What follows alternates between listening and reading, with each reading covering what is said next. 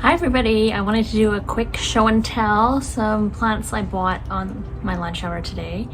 Dangerous to go to the Home Depot at this time of year because they have such great deals. And I had said, no more plants, no more plants. I don't want to plant anything else, especially now that it's warmed up quite a bit, but I could not resist because the deals are just so good. So one plant I bought was this Heucherella. And this is a Pink Fizz Heucherella. It has a very airy, light pink, cotton candy colored flower when it blooms. And this is probably one of my favorite Heucherellas. You can see the detail on the leaves there. The leaves are such a nice shape and they have such nice color with that burgundy, deep purple on top of the green, and the purple are the pink flowers. It's just a beautiful plant. And I think I lost at least one of these last year in the winter, so I wanted to replace it. So this one, it was originally $8.98, so $9, and I got it for $5. And it's a part sun perennial.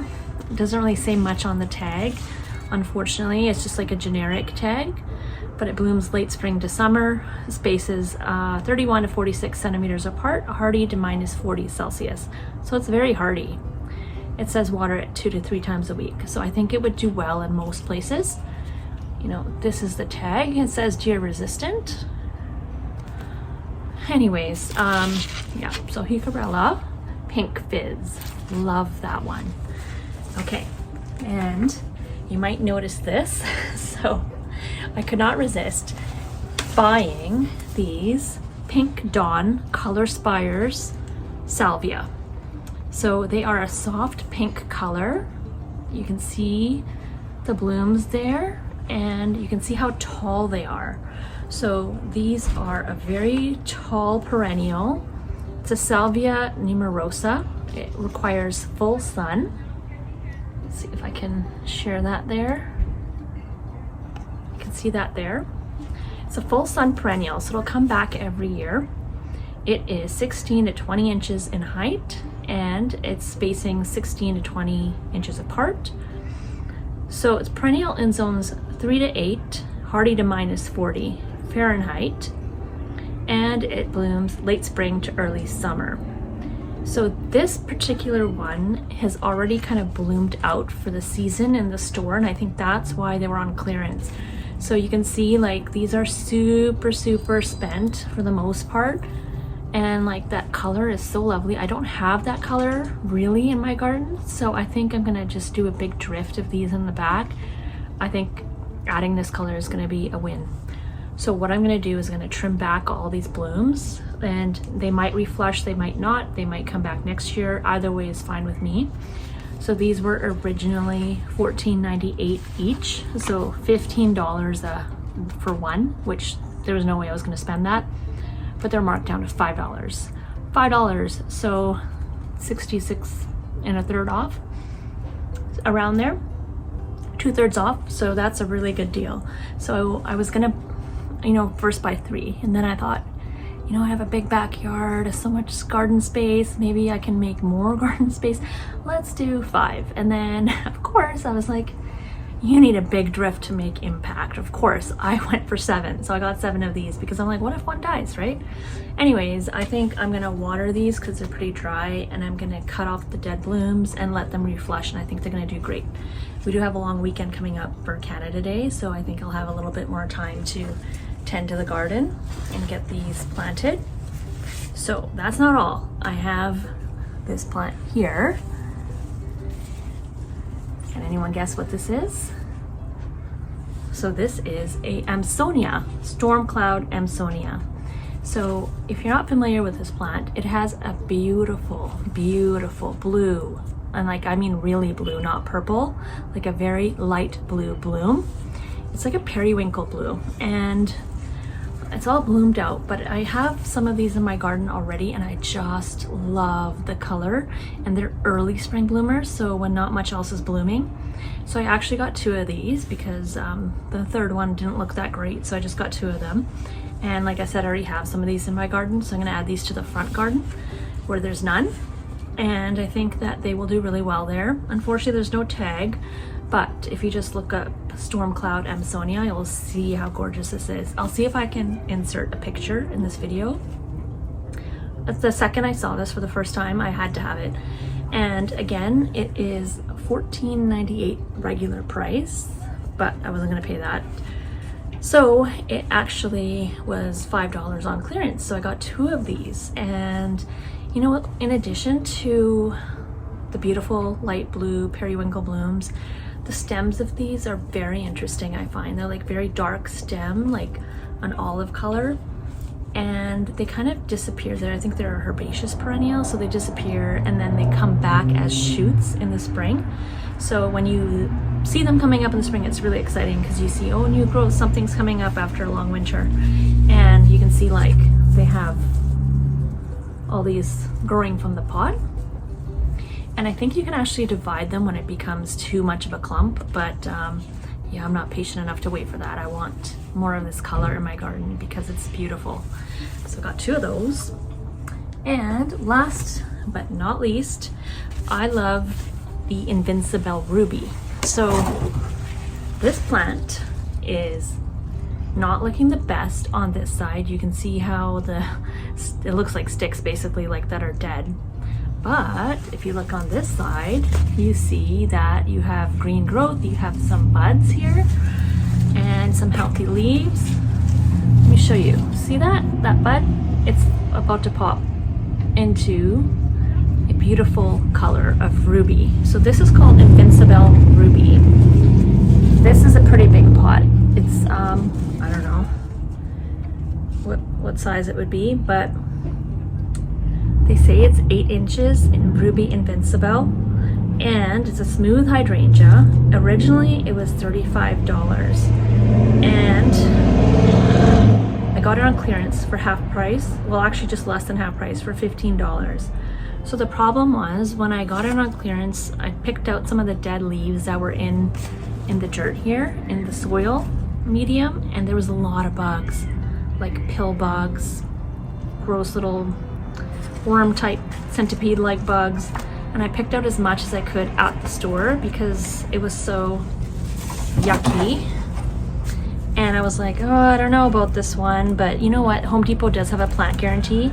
So I told her, I was like, you know, if it doesn't work out in my garden, maybe I'll bring it back, but I'm willing to give it a shot because I really love this smooth hydrangea and I love the color. I've always wanted it, and I just for some reason have never gotten it. I think because I already have so many hydrangeas in my garden. But I love this color, so I'm gonna try it out and hopefully it works out. And those bugs, to be honest, like pill bugs, I already have those in my garden anyways, so I don't think it's that big of a deal. They're known as roly-polies, pill bugs. They're crustaceans, I believe, and they feed on decaying matter. Kind of gross, but kind of necessary too.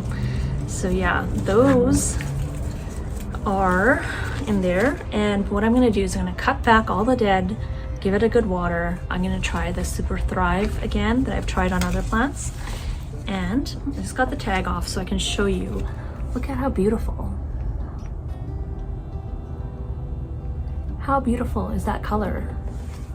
Invincibelle ruby smooth hydrangea. And let me just give you some of the details here.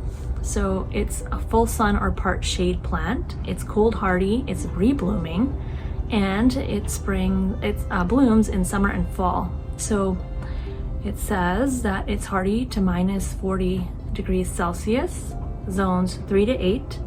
I'm 8B, but I think it's fine for me. It grows to 0.9 to 1.2 meters tall and wide, and it is adaptable to most well-drained soil. So you prune it in late winter, early spring.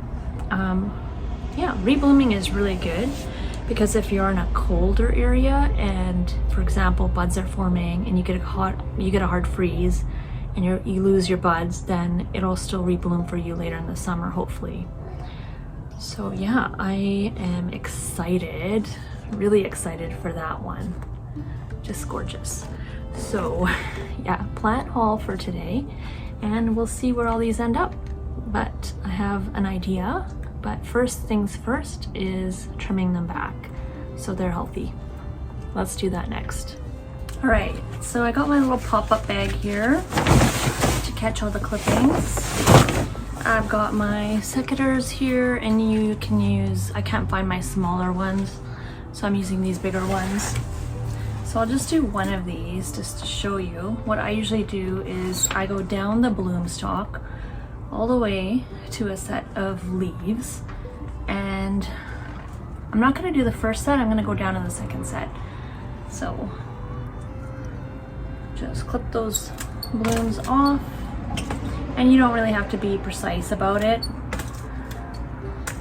Just cut off all the dead blooms, even the ones that are still there, like the color, I'm still gonna cut them off just because I want these plants to be healthy when I plant them.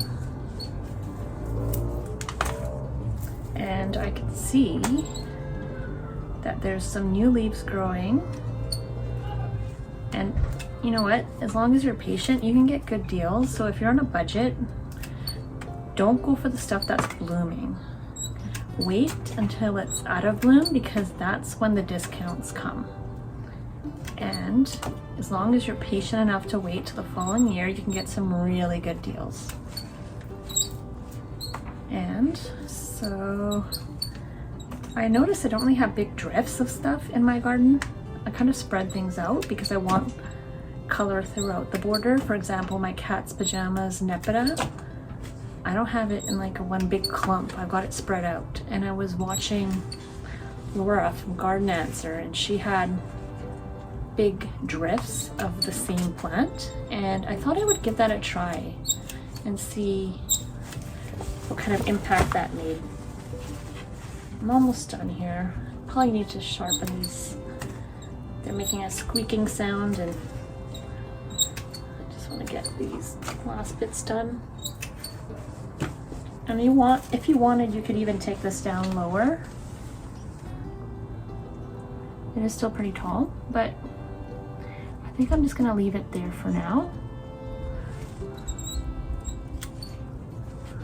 So that's how I'm doing that one. And I'll do the same for the rest of them. Now for the Amsonia,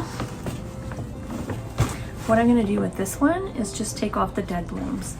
So I'm not gonna cut it down necessarily, even though I'm sure you could. I'm just gonna basically cut off those dead blooms. And because it's in a pot, it didn't seem to bloom that great.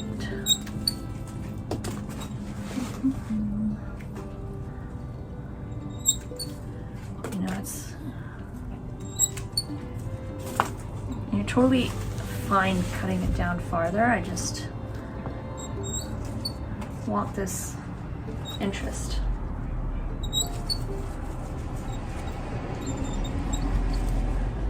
Okay, some more dead blooms here. And then all these cuttings, what I do is I just put them in my compost bin, and the city comes and collects them every week to turn into compost, which you can then buy from the city. And once in a while, they'll give residents free bags of compost. Okay, almost done this one. Let's see. Let's do a little bit more. Why not? Okay, so this one is all done. So you can see I cut off all the dead blooms. It still has a little bit of yellow leaves down there at the bottom, and you can clip those off too if you want a cleaner look.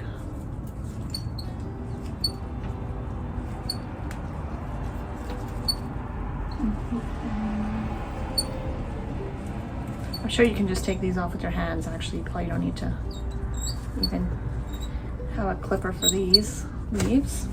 That looks better.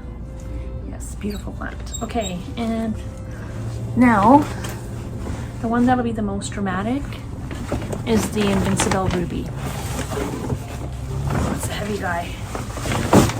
So this one, unfortunately, I have to take down pretty severely because when I cut it, I'm gonna see if there's any green in there or if it's totally brown. And you can see if you look really closely, let me see if I can get that focused. If you look really closely, there is a ring of green around the white in there. I don't know if that'll focus, but that shows me that that's alive.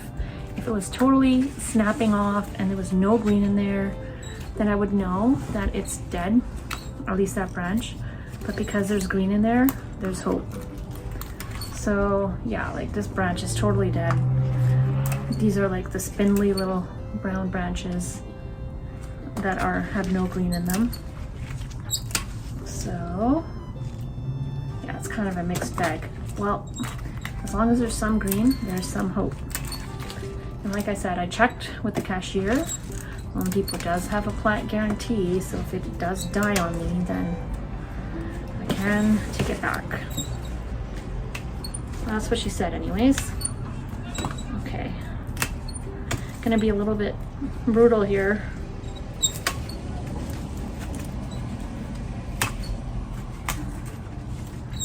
It's finally quieted down because it's early evening and one of the neighbors sounded like they were having a big party and it was like music blasting music, but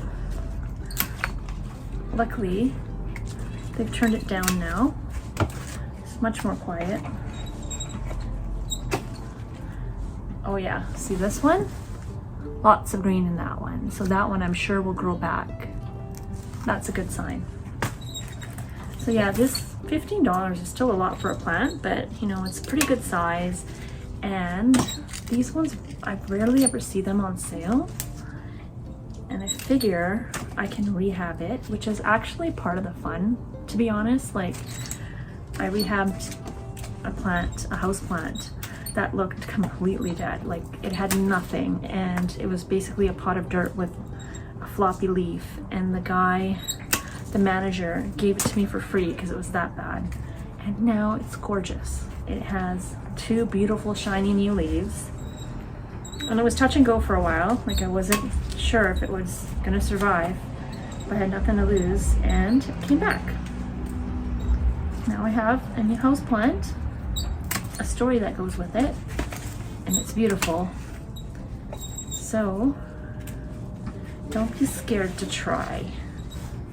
Okay, let me see. Now I pruned all the dead out, and now I'm just kind of pruning it for appearances, for cosmetic reasons, just to try to shape it a little bit more. So, you know, the 3Ds with rose trimming, it's dead, diseased, and damaged. So I took out the dead. Don't see much disease, but now what I'm doing is I'm taking out the damaged. So let's do a little more. This plant is kind of leaning to one side. It's favoring one side. So when I do put in the ground, I'm gonna try my best to kind of face that good side out. Okay, I think I'm pretty much done. And just because it's end of June, doesn't mean you can't plant. You just have to make sure you water well. You can plant basically any time of the year in my area because it is the Pacific Northwest and we get lots of rain usually. And even now, it's warm during the day, but our evenings are nice and cool, for now anyways. That might change in July, August. Okay. Luckily, as I've been doing this, I haven't seen any of those bugs in here. They do have a lot of fertilizer in here though. Okay. That might be why the plant was stressed, maybe, because they were pushing it too hard. All right, here we go. World of difference, isn't there? It's so healthy green leaves. We've got buds. I've cut off most of that dead there. The only ones I didn't cut off, it's because they have green shoots coming out of them. Beautiful. Excited for this one. Invincibelle Ruby, Smooth Hydrangea. Actually, that ruby color would look really good with the Amsonia on either side, like that blue, that periwinkle blue with the pink in the middle, that ruby color. Possibilities. Anyways, okay, so now I've shown you how I trim up these leaves, these dead, damaged, diseased, and give them a good water now, and then I'm just gonna fertilize them with the Super 5 that I got, which is supposed to help. I don't know if it does, but it doesn't hurt, so I will try it. And then I will check back with you when it's time to plant. Okay, so I've done my clippings, tidied up these plants, so a bunch of clippings in here. There's my Pink Fizz Heucherella, that didn't really need anything. Here's my Invincibelle Ruby, all the dead branches removed. Here we've got my Salvia and Pink Dawn Salvia, and I noticed as I was clipping them that this seems to be prone to powdery mildew. You can see that, so I'm gonna have to make sure when I plant them to make sure they have good airflow in between the plants to avoid that. And here are my two Storm Cloud Amsonia, and that's the hosta that I bought last time.